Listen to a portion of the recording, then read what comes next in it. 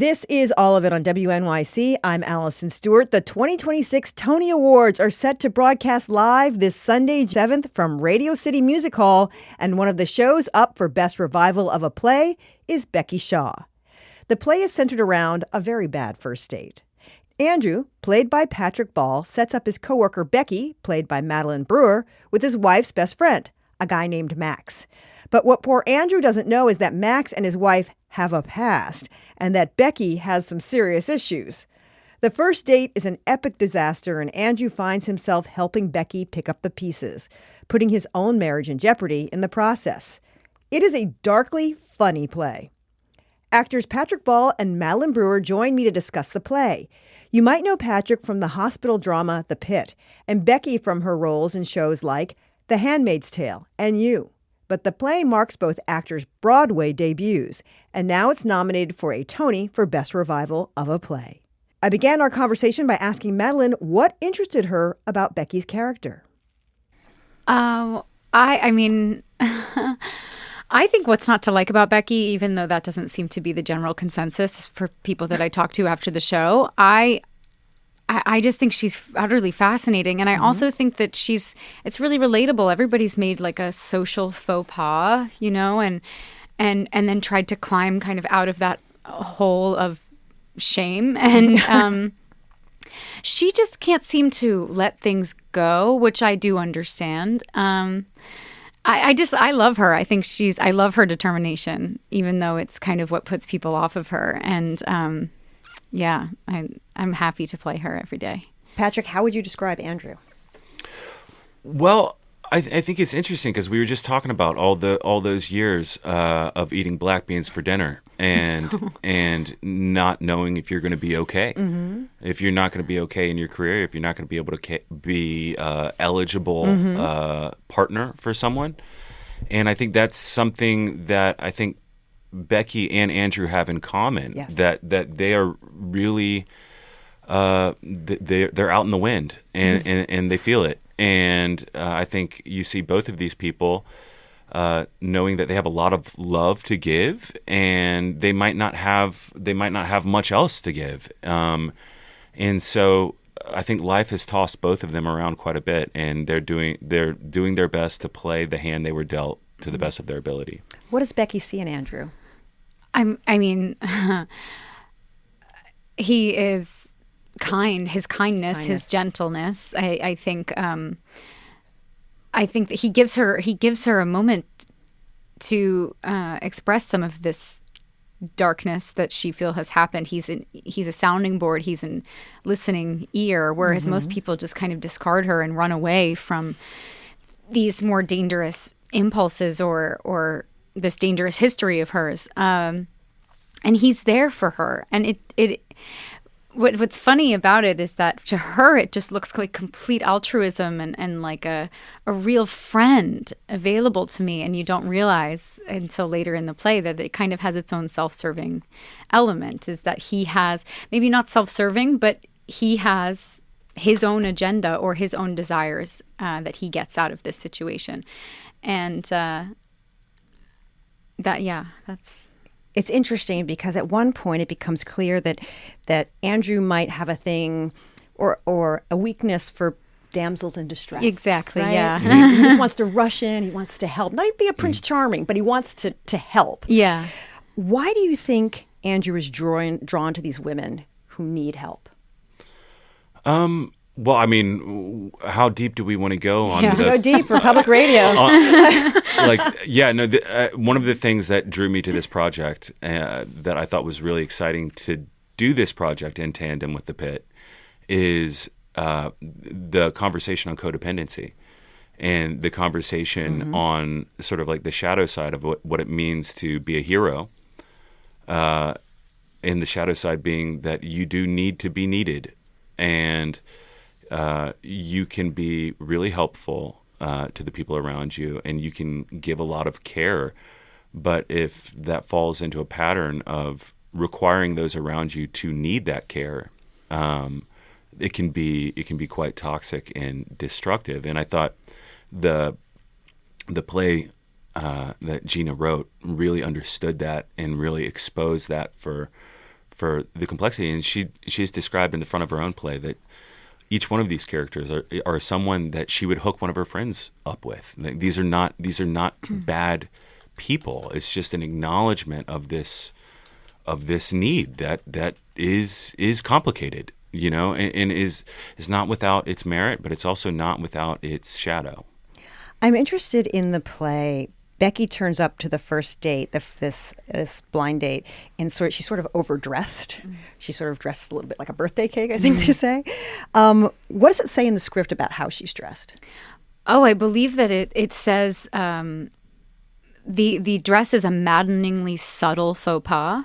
Like, it really is just enough over the line that it's noticeable, but I think that it's constructed in such a way, and it took us a long time to choose the dress. It was really something that it needed to work with the way our set is, but it also had to be the appropriate amount of. We had a dress that was a little too childlike, and then the dress that we chose, we had to adjust because it was a little too sexy. It was just had to walk a very fine line, a tightrope, really, as we all do in the whole show. But it is a maddeningly subtle one in that you can see that this night means a lot to her, and it gives her. It's an immediate opening for the audience to get on her team, because we need to get on Becky's side in the end of Act 1, so that I lose everybody in Act 2. And I know exactly when it is. I was just talking about it. It's in our scene with the hot dog, is when I start to lose people. And that's the brilliant construct of what Gina has made for this character. And it starts the second she takes her jacket off. And you can hear it in the audience. I was going to say, can you tell when you take it off? Immediately. I can hear sighs. I can hear the pity. Like, oh boy. It's that delicious. Poor girl. It's so good. It's so good. And then he has to come right in and make up for it and be the guy who's like, everything's going to be fine, and this is my friend, and she's okay. And it's really a very fun balance, especially when we walk out there. And I think sometimes Patrick and I have a difficult job when they've already established the relationship between Max and Susanna in scene 1, and they're on their team. And we come in, and we have to get the audience to believe in us and our relationships. And it's fun every night to see where the loyalties lie by the end of Act 1. Patrick, it's really interesting because the show has gotten great reviews, and I think it's interesting because your character is the most understated of them all. And one of the reviews really complimented you on that, about your role, how you portray that role. New York Times. It was good. I believe it was the New York Times. It was the New York Times. Great. What did you and director Trip Coleman, how did you talk about how to bring Andrew on board, as you were saying? Because the first part of the show is just Max and Suzanne, and then you come on and it's a slow burn as we get to know you. Well, I think, and I had the fortune of meeting Tom Sadowski. Oh, he's great. At opening night, who originated the role of Andrew, and we were talking at the bar about the greatest trap of this part and of this play is to let the audience get out in front of you, and figuring out, which I think is also true of the game that I play with Langdon, is like making sure that you keep your cards somewhat close and you don't let the audience get out in front of you. And I think that was a really fun process. You don't want to see the fissures in the relationship between Susie and Andrew too soon. You want people to be able to believe in that relationship. And there's also this, like Maddie was saying, there's this interesting challenge of the audience has spent the last 30 minutes, the first 30 minutes of the play, falling in love with this couple. And then I have to enter and assume the role of Susie's husband. Yeah. And at times, there are times whenever I walk into that situation and the audience is like, who is this guy? Who's this guy, right? like what is going on here? Yeah. And so it is a night-to-night sort of experience. And then I think also making sure that whatever sense of attraction, whether it be overtly sexual attraction or just like emotional bond, like wound to wound attachment that happens between Andrew and Becky, which I think does happen, to make sure that we allow that into the room so people can see it, but not send it up in such a way that it sort of makes the latter half of the play unnecessary. So it's a fun needlework game every night. We're discussing the Broadway play Becky Shaw. My guests are Patrick Ball, who stars as the well-meaning guy named Andrew, and Madeline Brewer, who stars as Becky, a woman set up on a blind date that goes terribly wrong. The show is running at the Hayes Theater. I was joking with Patrick that I went to Brown. There's lots of jokes about Brown, lots of jokes about Providence, heard about the bubbler quite often. Yeah. And it's very funny, but it also gets to class. Because your character goes to Brown, has to drop out. It gets to the issues of class. What do you think they are when you're thinking about the play? I mean, it's clear from the outset, I think, that we're dealing with this kind of affluent, like white family from the South that has their life crumbling around them. I think that interjecting someone like Andrew, who I'm not sure of his total, like, history, but I know for Becky, not growing up with any particular wealth, I think that it's a structure of Gina's to get people on her side. Is she in the first scene that I'm in scene 2, kind of calls them out ever so gently. Oh yeah. And that was something we also worked into the costumes with Kay Voice, our costume designer, to try and place a little bit of distance between Becky and Susanna and Max, particularly. I think the conversation around class is, well, it's also absolutely necessary because it's not something that has changed. It's still very much a prescient topic, and as so much of this play is, it's like, God, things are just so cyclical, it seems. For a show that was written in 2007, 2008 to feel still so immediate. Yeah. What did you want to say about the idea of class in this play? That was the other essential thing that drew me to the play. And like Maddie was saying about like Andrew's background, he's somebody that went to Brown, but is an artist, is a writer, and as somebody that graduated from Yale School of Drama with an Ivy League degree, and then 2 years later was catering at that same school for that same department, and going through a breakup and losing a relationship because. And for many reasons, but financial insecurity was one of them.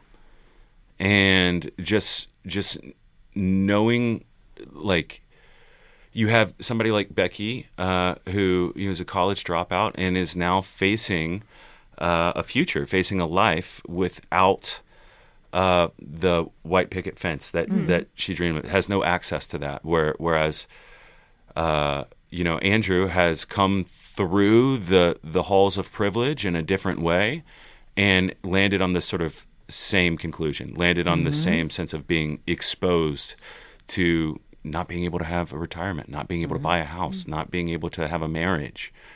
And that sense of scarcity and how real that can feel. And then you put that next to somebody like Max, who represents I think struggles with a different form of scarcity on like an emotional level, but represents like someone who has access to security, and watching the different ways that the world responds to Max versus how the world responds to Becky or world responds to Andrew, and the role that transaction plays and money plays within relationships was something that was very interesting to me.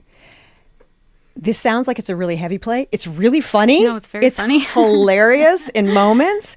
How do you think the play walks that narrow line between, in a fun way, making fun of big issues, but also making light of something serious? I mean, I think that there's a lot of points in the show where if you don't laugh at it, you are going to get up and walk out. Yes. which I know that there are people who have struggled with some of the subject matter and the kind of way that it's talked about. I feel that some of the best art and some of my favorite art and my favorite work is towing a line, is taking a risk. And I feel that this show does that in a lot of ways, but especially if this show had been done even 3 or 4 years ago, it wouldn't have the same impact. And I don't think it would be received the way that it's being received now, which is really well. But I think that a lot of people are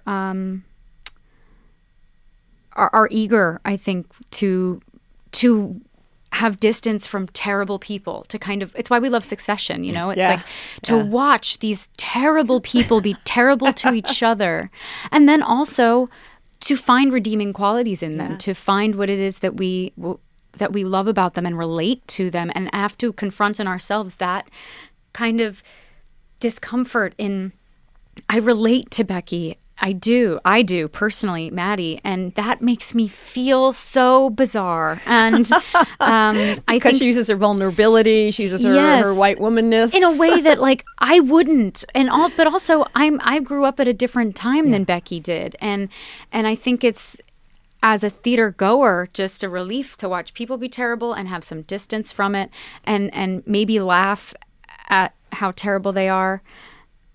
And you speak so eloquently, Patrick, and I'm sweating. You go. It's okay. That's so sweet, actually. What have you enjoyed, Patrick, about being on stage night after night? Some people, it's a little bit of a grind, but what do you like about it? I guess immediately I love the audience of it, and the fact that I think theater is one of these rare places where you can get a bunch of people in the room gathered around a similar conversation, and you can walk out of the theater and all be challenged in the same way. And you can go to the bar afterwards and you can talk about it, and you can have difference of opinions, especially with a play like this, where you can walk out and be like, okay, who are you rooting for? And I think in this moment where people are getting further and further isolated behind their phones and in their apartments, and we've seen an incredible decline in happiness and mental health, especially amongst young people that have become so isolated behind their screens. I think the utility of theater in just bringing people together and having embodied experience with one another is only going to become more and more and more essential as time goes on, and it's what drew me to the theater, and it's something that I hope continues to be part of my life. All right, I don't want to make you sweat. This is the last question, I promise. I'm just a really nervous person, but that's why I play Becky. You're making your Broadway debut. What is something that you didn't know about Broadway that now you know? Oh, that's a good question. I didn't know that the Helen Hayes would smell so much like Sardi's next door. It's really like a kind of... It's crazy. It puts a tiny damper on things. They make a great turkey club sandwich, but when they were open, but we can smell it. We can smell it next door. No, it's really the community element. I mean, I was so lucky to make my New York stage debut in Little Shop of Horrors, which is off Broadway. With Thomas Dougherty. He was in here recently. Was he? Yeah. He was great. Yeah. Isn't he sweet? Love him. And then, I did a show called The Disappear at the Audible Theater right before this. So I've been in New York doing theater, and I know you've done a lot of theater is what I'm trying to say. But the community, to be a part of this community and how supportive it is, and, to kind of, walk the boards that legends have walked. It's really, it's humbling, and it's so inspiring. And God, it's a drug. I'm so addicted to it. I want to do it over and over again. That was my conversation with actors Patrick Ball and Madeline Brewer about the Broadway revival of the play Becky Shaw, which is nominated for a Tony for Best Revival of a Play. The awards ceremony is happening this Sunday, April 7th. Coming up tomorrow on the show, we'll speak with the directors of the new documentary Mario. It explores the life of former New York Governor Mario Cuomo. We'll also talk about The Ballisters with this playwright David Lindsay Abaire, as well as actors Anika Nani Rose and Richard Thomas. That's all coming up tomorrow on All of It. All of It is produced by Kate Hines, Jordan Loft, Simon Close, Zach Goddard-Cohen, El Malik Anderson, and Luke Green, and Sasha Cohen. Megan Ryan is the head of live radio. Our engineer is Juliana Fonda. We had production help today from Shayna Sengstock. Our intern is Emma Lee. Luscious Jackson does our music. If you missed any segments this week, catch up by listening to our podcast, available on your podcast platform of choice. If you like what you hear, leave us a great rating. It helps people find the show. I'm Allison Stewart. I appreciate you listening, and I appreciate you, and I will meet you back here next time.